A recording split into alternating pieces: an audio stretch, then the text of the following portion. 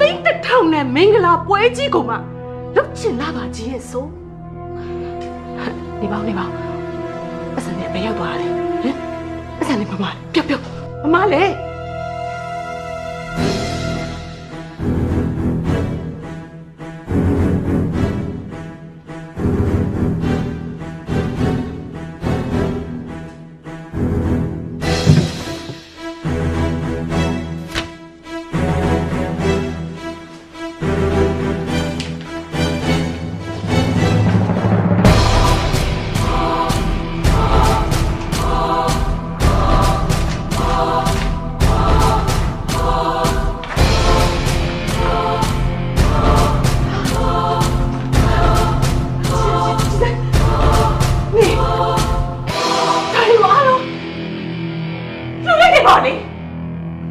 မင်္ဂလာဆောင်လုံးမဲ့စားအဲ့လိုလုပ်လိုက်တော့အကျိုးရှိတာပေါ့ဒီ